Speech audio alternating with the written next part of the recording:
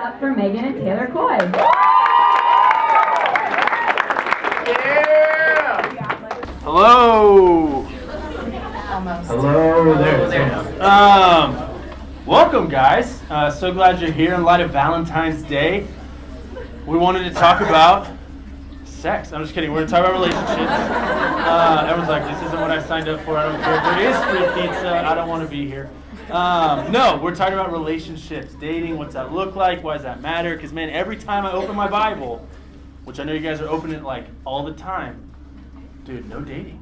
There's no dating in the Bible. So how do I handle that? What do I do about that? Megan and I are here to hopefully help you guys, right? We're not saying, hey, this is the only way to do that. But we just want to encourage you, try to help you kind of navigate this, because in college it's a big deal. We know that. Megan and I both dated people in college. It wasn't each other. And so we've done this a little bit, just as a heads up. But for us, I just kind of want to start us out with this concept of SMC. 2010. You guys were 10. I was 18. And I'm going to this thing called SMC. It's my second time. So if you've ever been to SMC, come a second time, because here's why. I met Megan, this woman, Megan Fitzgerald. I was just a sophomore in college. She was on staff with this ministry I'd kind of been involved with called StuMo. She worked at OSU. And I'm walking up with my bag to SMC, and at that point, there was like 350 people there. It wasn't like nearly what it was if you guys came this last year. And so I'm just walking up with my bag because everyone's just going to the desk and getting their keys. And this girl's like holding this sign that says like register here, sign in here. And man, I'll never forget the first thing we said to each other. She said, "Are you Taylor Coye?" And I said, "Are you creepy?" Like that was like the interaction, and sparks just fly. It was my job to greet It was her people. job. I was just doing my job. I knew her friend. There was a reason that she knew that. It wasn't as creepy as I was trying to make it sound. And so anyways, Megan and I get to know each other, right? We're hanging out very randomly, very sporadically. She's on staff. I'm a student. So fellas, Alex and Sarah, right? That's the situation. They're going to kill you. That's going to help you understand. They're in the back. I'm joking. But that's what's happening. So there's zero sparks, there's zero anything. But for me, it's like a faraway crush, right? Hey, this is probably never going to happen. I was at Kaleo that next summer, and I'm there, and Megan visits. Megan visits that time. And there was something that people were doing at Kaleo that they just called it the T5. And so girls or guys would be like, hey, who's your T5? And they'd say, okay, my top 5 boys that I'm crushing on right now, Ryan, Matthew, like whatever. And they go through, and dudes are like, oh, dude, Jessica, Sarah, Jessica S. And like, everyone's doing this thing. And I started a new thing called a T0. Okay, well, it was like, what's a T0? Man, that's a staff crush. That's someone that 0% chance, right? Never gonna happen. I'm a student, she's on staff. 0% chance. And so we start coming up with our T0s, and Megan was mine. And I told her that, which was really weird. Because there was nothing going on between us. Again, we were just friends. We'd see each other like once a semester, very random. But we were friends, and it was awesome. And over time, as I got older and I kind of grew up and developed and became more of who I am now, I realized, hey, I'm going to come on staff with this ministry. I'll be on staff with StuMo. Megan's on staff with StuMo. Dude, that's not as creepy as it sounded 2 years ago. And so suddenly started to think through, how do I do this? How can I ask her out? Ended up asking her out. We ended up getting married. It was awesome. We have a son named Jake. Now we're here in Colorado State. It's amazing. And again, I just fast forwarded like 5 years in 2 sentences. But for me, seeing this beautiful woman, right? This woman who I wanted to pursue, and in my mind I was like, man, I'd love to date her. I had to learn some stuff before it's like feasible, right? There was something that I had to kind of do, grow up, learn just how to be a man. And I had to learn how to date, right? That was something that, again, in our culture, that word means a variety of things. What does it mean to date someone? How do I do that? And when Megan and I were talking about, dude, how do we talk about dating? I don't call her dude. Like I just said I did. I don't do that. I call her my princess. I don't do that. But when we were using this word dating, we were kind of thinking about this, and again, we're trying to understand where you guys are coming from. We got married in 2013. We've been married almost 6 years now in April, which is crazy that it's been that long already. But what's interesting is, like, when we talk about dating, it's more of like, as we try to define it, it's more of just like, man, we're kind of whatever. Like I'll ask someone, hey, how's that with that girl? Oh, do you know, kind of like whatever. Like we do like hang out, we do some things, whatever. And I'm like, dude, what does that mean? Like what the heck is whatevering? And so that's what we've defined dating right now. We're just calling it whatevering. You know, like, hey, we kind of interact on social media. We do this, we do that. When we see each other, I wink and she knows. I'm like, what? What are you talking about? How is this working? I don't understand. And so when it's looking like, what are you and that guy? We're whatever. How's it dating that girl? Man, it's just, whatever. Yeah, so as we looked into this process today, we really did come up with that term where like people don't really date, they whatever, right? I mean, would you guys agree? That's kind of how it goes. Okay, some head nods, we're still in touch. So to go a little bit more deeply into the process, we got a poll from some of you and asked you to describe how dating or whatevering happens today on the college campus. And so I'm going to give you the 6 approximate steps. This isn't exact, but this is about how dating goes today. You know better than I do what happens on the campus, but this is what you guys told me. Step 1 would be like you meet at a party or you meet somewhere out socially and you start DMing or talking to each other. So a guy even said recently, he said, oh, get her Snapchat, not her phone number, because phone number's a little too committal. Like just get her Snapchat, right? I mean, that's how it goes. That's FYI, ladies, FYI, if he's asking for the Snapchat, shut it down. Shut it down. No, I'm just kidding. They're like, we're leaving. Like, someone's leaving. No, I'm just kidding. So they get a number. Step 3, you kind of start casually hanging out, maybe partying together, just hanging out a little bit. And then step 4, maybe it's earlier, maybe it's later, you start hooking up somewhere in there. And then about step 5, you eventually find out, usually through a mutual friend, through the grapevine, that there's feelings there. And then eventually in this like vague, undefinable process, you become boyfriend and girlfriend, but it's loose. It's like, where is my girlfriend, but it's loose. So would you guys agree that's kind of what happens today? Okay, I'm seeing head nods. We're in touch still. Good. So that's the process of just how dating happens, and you didn't create that process. You're just part of it because of simply where you're at in this time. So we just wanted to get on the same page about the process. Yeah, absolutely. And again, we want to talk to you guys about this and about a new process. Because again, there's no judgment from us. We're like, dude, that's a process that we just didn't go through because we didn't have iPhones when we were dating, really. I mean, it's like we just weren't in that situation. You guys are. And there's no judgment here. You didn't write the process. You're just kind of working with what you've been given. But we want to talk about this because how you date impacts the end product, right? How you date, what you do at this time, what you do dating that guy, dating that girl, it does matter more than we realize. And so the process matters. Like how you go about this matters. And we want to just try to help you guys get an aspect from our perspective. I mean, how can I do that well? How can I do that in a godly way? How can I do that that's honoring to the guy and to the girl? And so the whatever process, what that's going to do is create a whatever relationship. So if you're just kind of doing it, but flying by the seat of your pants, is that right? That's right. It's a weird phrase. If anyone can explain that to me after, let me know. But with that, it's like you're just kind of going, shooting from the hip, doing whatever. You're going to end up with a whatever relationship. But if you care about this and if you have a good process, then you're going to end up with a good relationship, right? We can understand that, the simple math of that. But even as we talk about good, it's just a God-honoring relationship. Because a lot of times for us, that's something that we hold really close. So if we want to learn more about God or grow in faith or figure this whole thing out about God, that's kind of one area in life that I felt this, at least, that I just wanted to protect. Like I kind of had my mindset, and I knew how this was going to go. I'm going to date a girl for like 8 years. And then, if it's still going well, I guess we'll get engaged, be engaged for at least 2 years. I'm like, you've been together 10 years, you're still not married? Yeah, that was like my mentality. It was like, you just date forever. I don't really know why. I just kind of seen that and heard that. And as I started to kind of open my hand in regards to just relationships, how to do this in an awesome way, in a good way, I grew a ton and ultimately ended with anything better than any of you can give. My wife, Megan, in your face. All right. I'm really That's where I'm coming from. Okay. I got thrown off there. So, I love you. I love you too. I'll clarify that. So something with the process too that we heard about that I thought was kind of funny and exemplified my point that I'm trying to make is somebody was telling me how a new thing people do to show that they like each other is, or you start feeling out if there's interest. So you might like go back on someone's Instagrams and like an old picture, and then like they like your old picture, and then you like their old picture, and it's like she's feeling me, and he's like she's feeling me back. Like we're a thing now. We're officially whatevering.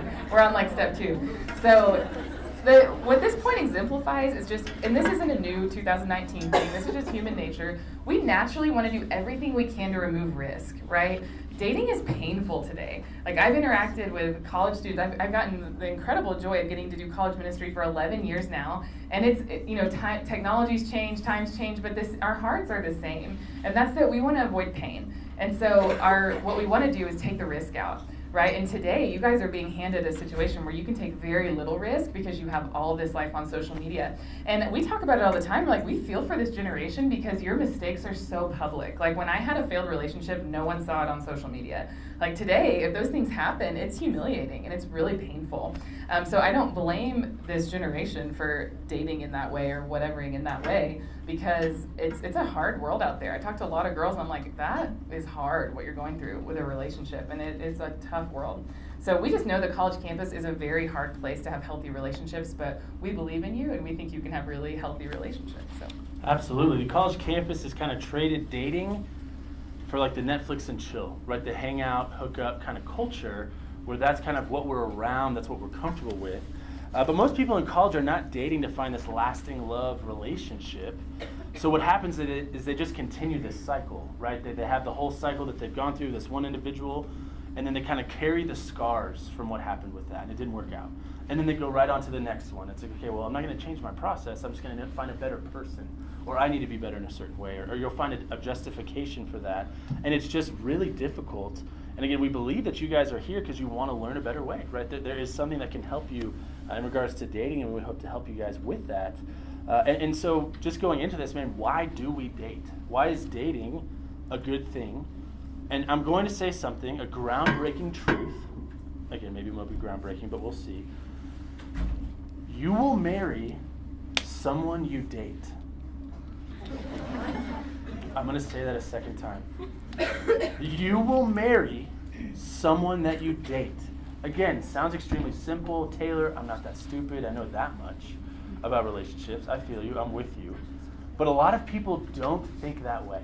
A lot of people don't consider that in their dating. Most people would agree that you marry, like who you marry absolutely matters. But man, who you date's kind of just for fun.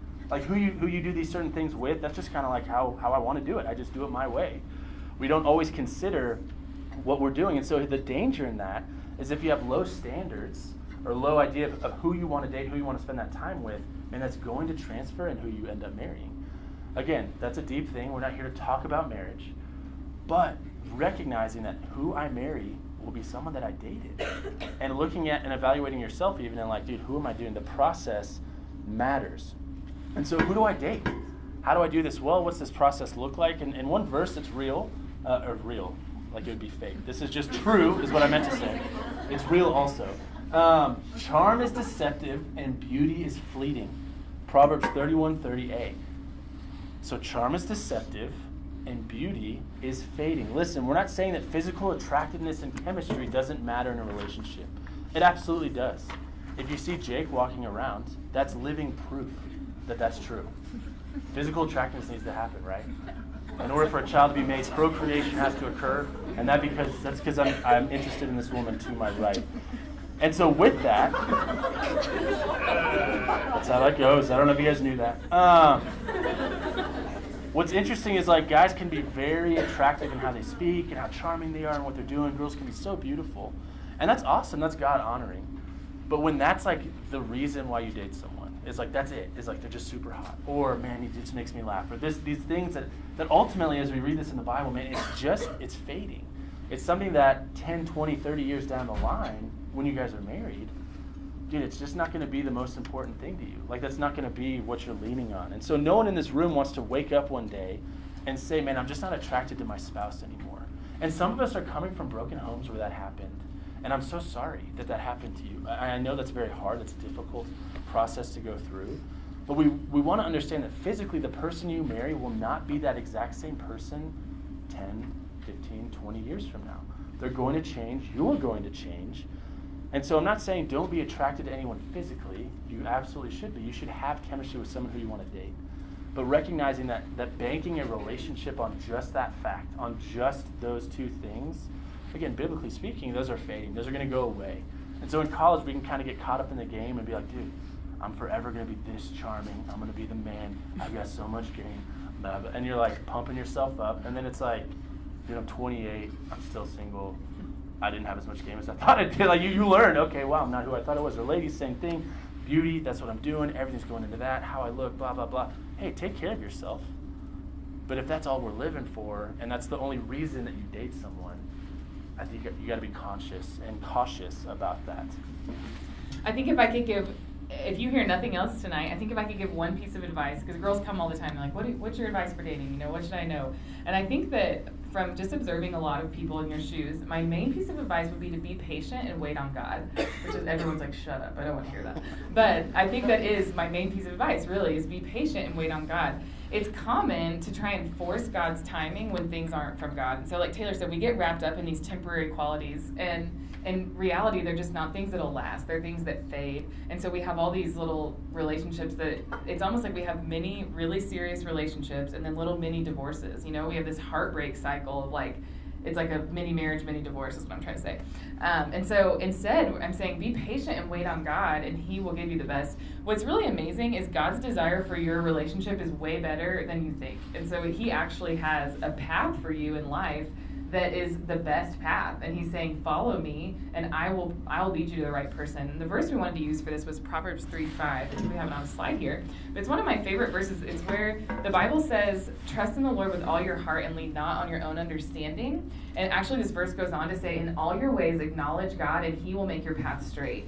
And so we would argue that who you marry one day is in the top 2 decisions you'll ever make in your life. So your first decision would be whether or not you follow Christ, and your next decision is who you marry. We have tons of friends now that are our age that have like really great lives because they made really wise marriage decisions, and we have friends who are, I'm 32, right? Yeah, I'm 32, I forgot. Right. Thank you. I'm 32, and I have friends who are on like their second divorce. They have like really hard situations because of the choices they made in their dating in college, and I've actually had friends call me since then and be like, I just wish I would have made better decisions at 19, because now I'm just I just feel for them. I don't look down on them at all. I just feel for them that they're in hard situations with their different children and everything, having to struggle through some difficult things.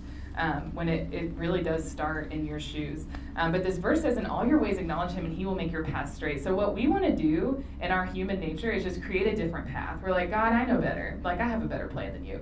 I've got this. He's really cool, or he's really funny. I'm going to go ahead and make my own path. But a lot of the time, if you can just wait on God, it'll be a lot better in the long run. And so a phrase, so Taylor challenged you with the you'll marry someone you date phrase. The question I want to ask you to think about is just, would you rather be married to the wrong person for 40 years of your life or the right person for 35 years? Would you rather be married to the wrong person for 40 years of your life or the right person for 35? I was in a position where I could have gotten married a lot younger. I almost married another guy. And it was I know. I knew that. He was nothing compared to you. Nothing. But it honestly would have been me settling. It was not God's best for my life. I kind of knew that, but he was a good guy. I was like, this isn't a terrible decision, but I also knew it wasn't the best decision, but it was like secure. I was like, okay, I'm done. My marriage is done. I don't have to think about that anymore. But I look back, I'm like, I would have missed out on my life with Taylor. We wouldn't have had our son. My life would be so different had I not decided to wait on God. And that really was just God's grace in my life that I was able to make that decision. But so that would be my challenge for you. Just be patient and wait on God, because He loves you and He's good to you and He cares that you have a good relationship, probably more than anyone else. Yeah, absolutely. Another thing to kind of consider, the person you marry is the only individual you will actually have the choice of being related to. Think about that for a second, right? Your family, you were born into your family, you don't have a choice on that. Any children that you guys might have if you end up getting married, again, I didn't choose Jake out of a pile of babies, right? It was like, he was just in Megan, came out, now he's our son. That's how it happened. Your spouse is the only individual, that you will actually, your only family, that you get to choose. And so that's a big decision, right? And again, we're talking about marriage a little bit much, and people are like, dude, why the heck are we talking about marriage? Sorry. It's the end process of dating. Like, going about this process of dating, that's where you're going to end up. I'm not saying tomorrow, I'm not even saying a year from now. But it is something to be conscious of as you go about this process of dating. And we just kind of want to talk about this dating process that we've seen work well for other people. And so we want to help you guys look at some of this stuff and just consider, man, how can I go about dating well? Valentine's Day is tomorrow. We're going to give you guys like 5 points about how to do this well. 4, excuse me. And so 10, no, it'll be 4, of how can I go about dating well. And so the first step, the first thing to consider when it comes to wanting to go on a date, wanting to date someone, is evaluating yourself. Kind of weird, right? You're like, okay, well, I thought I was supposed to know more about them. You are, and you will. But it's actually evaluating yourself. Man, am I in a position right now to date? Like, am I in a position right now where I feel like I could lead this girl well, that I feel like I could do this in a good process? Do I know a good process of how to date? Again, another quote or thing I want you guys to remember, man, if you want to get a queen, fellas, just listen up. If you want to get a queen, like a woman who is worth your marriage, like being married to you, then you have to be a king if you want a queen. And vice versa, ladies. If you want a king, if you want a man who is worth your time and worth your love and worth your marriage, you have to be a queen. You have to be someone that was going to attract the type of person that you want to be around. And if that's not you right now, dude, just pause on the dating. That's okay. We're here to develop. We're here to grow. We're in college for that reason. And so there's no rush. This isn't a race. It's not a ring by spring, and if I don't have it, that's not what we're going for. You want to find the right person and be in the right situation that God's put you in, right? If he's putting our path straight. And so if you want a queen, you got to be a king, and vice versa. And so evaluating yourself, man, am I in a position where that would make sense? Am I in a position with my relationship with God? Does that make sense? Am I in a position where we're not going to date for 10 years, but there's kind of a plan for what we're going for? Man, go for it. That sounds awesome. But I would say evaluate yourself.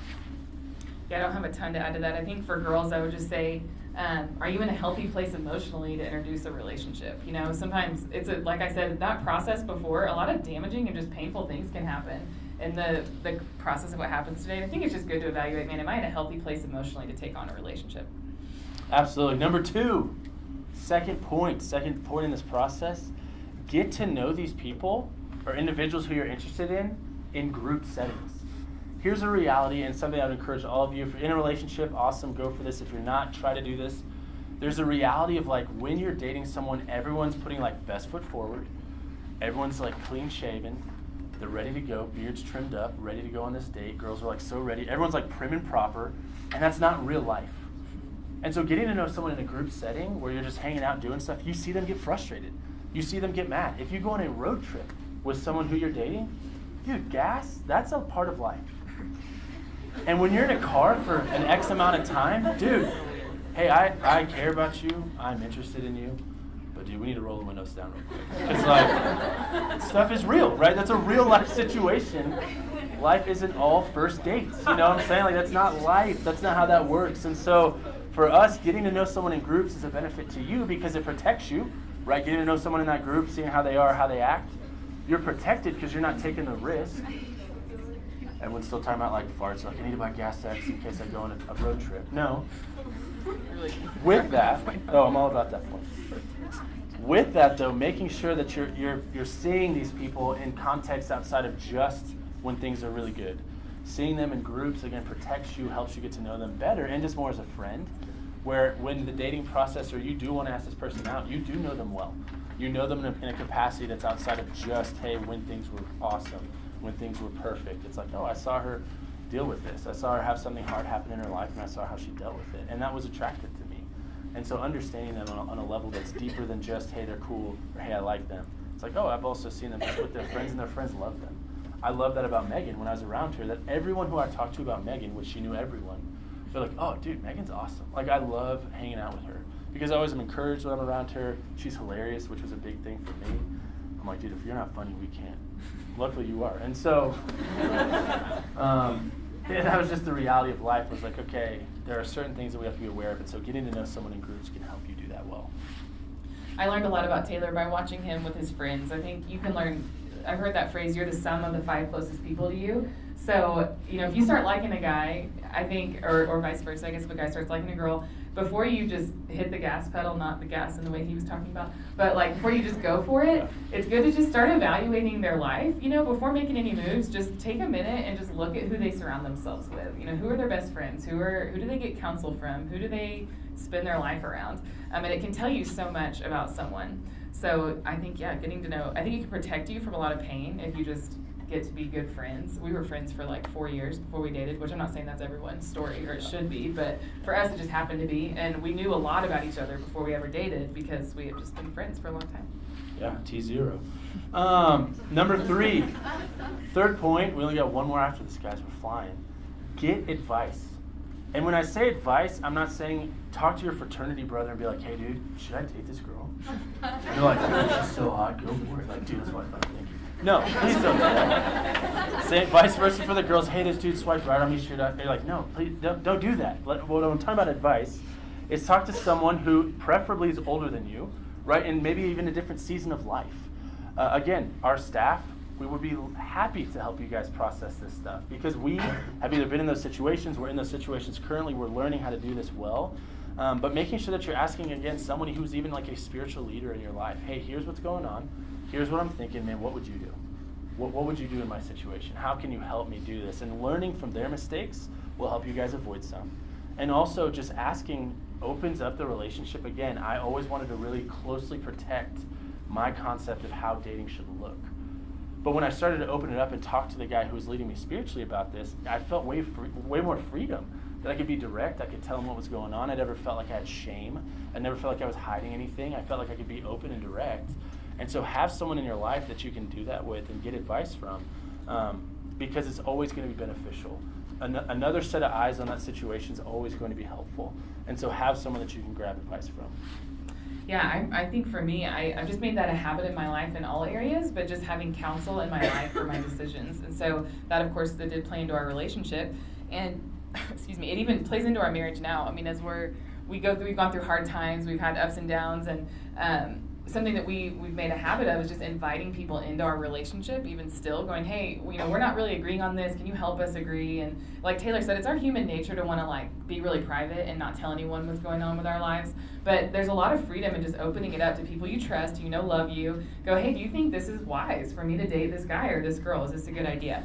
A verse that comes to my mind, it's not on the screen, but 1 John 1:7 says that we want to walk in the light as he is in the light. And so the Bible just gives us this picture of there's areas in our life we want to keep hidden, but God says, like, let's just shine a light on it. And then it just helps protect you from a lot of pain. And so opening your life up to other people's opinion that you trust, I'm not saying everyone, but find somebody who you admire and you trust and say, hey, do you think we're making good decisions? And it'll just really, if you make that habit, it'll help you the rest of your life.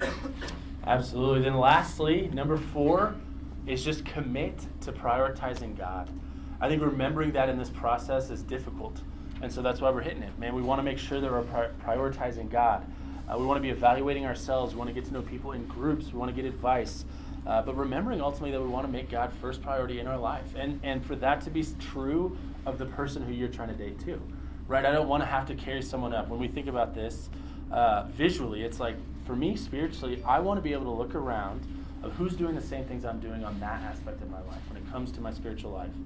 And who's around me doing the same stuff, man, that's who I want to probably date because we agree on a lot of really deep things of putting God first in our relationship and putting God first in our marriage.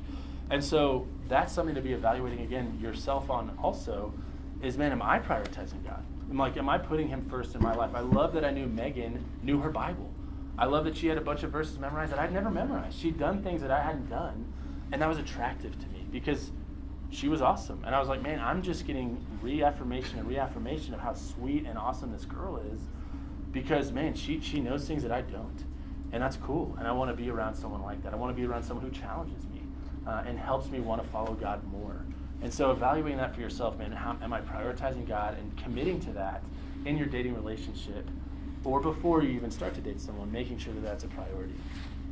One thing I noticed when Taylor and I were dating, I met a guy named Alex McDonald. Some of you might know him. But I remember meeting this guy, Alex, and he was a younger guy in Taylor's fraternity at the time. I thought you were calling me 4 years younger. Yeah, he is younger than me. I'm a cougar. But Taylor had this guy, Alex, I met him, and as I talked to Alex, he was like, yeah, Taylor actually introduced me to Christ. Taylor's who shared the gospel with me. Taylor's who taught me how to follow Christ. He helped me get out of some really bad habits I was in. And it just spoke, without even ever hearing that from Taylor, it just spoke so much about him to see that he had invested his life in other people for their spiritual, for them to grow spiritually. And so I think we knew each other, was committed to prioritizing God because of our lives, not just because of what we could say, but because of what we could show. And so that was really attractive to me, was that, he had just given his life. I was like, that's not a selfish person who's laying his life down for others. And I was thinking that, if I'm ever with him, he would be more likely to be someone who lays his life down for me. And so we talked about it, and somebody asked us this question before. They said, do you think it's important, if you're following Christ, that you date somebody who's also following Christ? Our advice would be yes, that it would be really helpful to do that. We recommend that highly. Obviously, it works sometimes if you don't, but we would recommend it. Because if you're on, like we said in that verse, God says, in all your ways acknowledge me and I will make your path straight. As you follow God, he'll just bring the right person into your life. You don't always have to force a square peg into a round hole. So that would be our advice on that question. Absolutely. And so lastly, kind of how we're going to wrap this thing up, is a negotiable and non-negotiable list. So an application, something you can do from tonight, is to evaluate, again, go through those 4 steps, evaluating yourself, seeing where you're at with this. If you are interested in someone, getting to know them in groups, committing to prioritizing God, and getting advice on that. But one thing you guys can be doing right now is just making that list. What is a negotiable thing in a relationship for me, and what's just a non-negotiable? And so when we talk about that, we want to be specific in what is negotiable, what's not. And so making just a list of qualities that you're looking for in the opposite person who you're wanting to date, and just looking if they're a good fit for you. A non-negotiable quality might be that they are a Christian. They're someone who wants to follow God, or has invested their life in other people. And a negotiable quality could be like a guy who loves dogs, right? That's not a non-negotiable. If that is for you, you need to go to therapy, because that's not true. That's not a non. I'm just kidding. We love dogs. We have a dog. We love dogs. If you have any issue with that, talk to me. I love dogs too. But looking at, okay, what is negotiable? Hunter loved that. What is non-negotiable? How do I go about this properly? And so looking and making a list about that, considering those things. And that's just an application from tonight that you could do at any point, right? You don't have to do it tonight. You don't have to do it tomorrow during Valentine's Day. Just do that at some point of like, hey, this is what I'm looking for, and this is what I'd be excited about. And here are things that are kind of mixed if you want to. And so shoot for that. So Taylor, what if they're asking the question, what do I do if I like someone? What should I do? Follow our 4 steps that we just gave. Pray about it as well. That's another thing. We just talked about prayer last week. But man, praying to God and asking, man, is this wise? Do I have peace about this situation? And not just overriding the emotion and be like, dude, I like her, I just like her, I like him, he's so cool. Not letting that dictate everything, but praying about it, taking a pause in a moment just to pray and ask if that's right. Yeah, I think that's great. I made a list like that, like what Taylor was talking about. And it's actually I think I was probably close to your age when I made that list, and then I didn't get married until quite a few years later. But I dug it up and found it whenever we got engaged, and I really did get emotional looking at it, because I was like, some guys came and went in between those years, but praise the Lord. But yeah. But as I looked at that list, I remember just being blown away that God was so good to me. And in the same way, God will be so good to you. I remember just thinking, oh, it was worth it to wait on God, because not only did Taylor fill a lot of those non-negotiable things, but yes, he was pursuing God and all these things that were really important to me. But he also just loved new music, and we listened to a lot of the same stuff. There were things that were negotiable for me that I was like, I just really want to marry somebody who I enjoy kicking it with, and we just worked, And I remember thinking, I don't remember everything that it said on the list, but I was like, oh, God is kind to you, and he's good. He's not just sitting up there you need to do this my way. He's like, no, I love you, and I care for you, and I have a great idea for who you should be with. And so I think God just honored that decision to wait on him. That's what I want for all of you. I just want you to have God's best for your life. So we always say God gives his best. God always gives his best to those who leave the choice to him. Sorry, I couldn't get that out. God always gives his best to those who leave the choice to him. So I think just trust God in that, and we believe that he wants what's best for your relationship, and we believe you can all have great relationships. Absolutely. Again, we appreciate you guys being here, right? Different StuMo than normal. We were talking about relationships. We're talking about something that's a little bit more sensitive or direct for some of us in the room. But healthy, God-honoring dating is pretty foreign in our world. It's not what you're reading about on Instagram, guaranteed. It's not something that you're seeing in any magazine. And so we just wanted to introduce these things to you guys just so you hear it. right? To kind of put it in the back of your mind, put it in your ear right now. So when you are in the spot where you're like, you wanted to go about dating, you want to go about this in the right way, this will hopefully help you. And again, if you guys have questions, let us know, or ask any of our staff as well if you've got some questions about this stuff. But we do believe that you guys can like revive good dating, that you can revive going about this in a good way. And so just getting advice, having a goal, plan right there.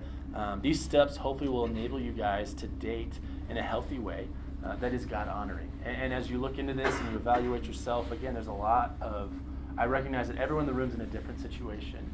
And so as you look at these steps, man, I can never do that, or I can never do that. If you're hearing that in your mind, that's just not true.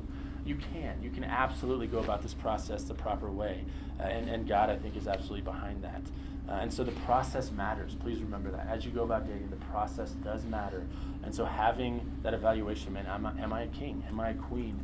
In regards to just who I want to be, so that I'm attracting the person that I want to be around, evaluating that. So I'm going to pray for us, and then we will wrap up.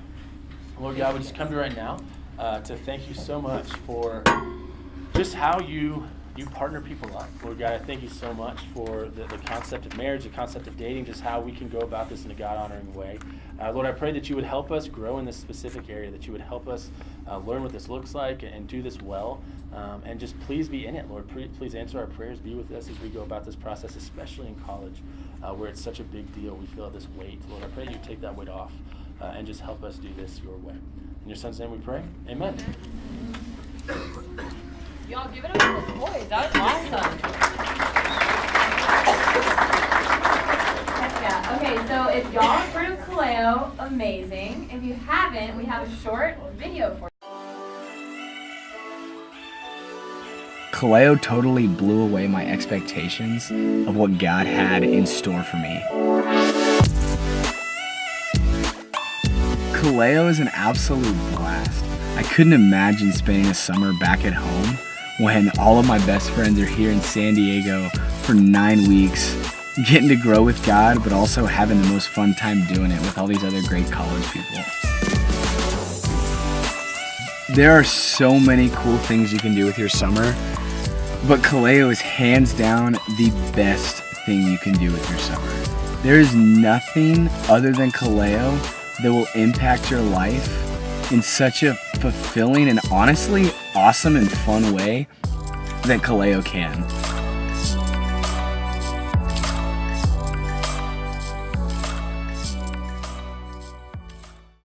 Y'all, that is Kaleo. Kaleo is StuMo's 9-week program in the summer that helps you grow in your leadership and faith, and it's amazing. And we're going to hear from Mitch tonight about why he's going back to Kaleo this summer. So give it up for Mitch. Hey! Howdy. Hello? Yeah, you're on.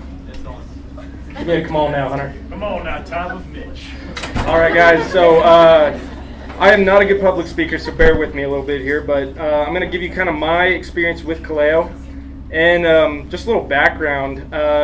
I kind of grew up in faith, but I never really had that connection. I'm sure a lot of you guys can relate, and you've heard kind of a lot about that from the last couple speakers we've had on Kaleo. But kind of coming into college, it really started to take a toll on me. I got really big into the party scene, tried to be the dumbest, drunkest idiot at the party, you know. I'm sure a lot of us can relate to that one. But just kind of like led me to have a lot of insecurities, regret, and ultimately really left me in this kind of vicious cycle, you know, where each week I would go and try and live for the same things, live for being super drunk, live for just anything that was really, really tearing me away from my faith. And I didn't really have that personal connection with God there to bring me out of that. And it ultimately left me just really lost and broken down.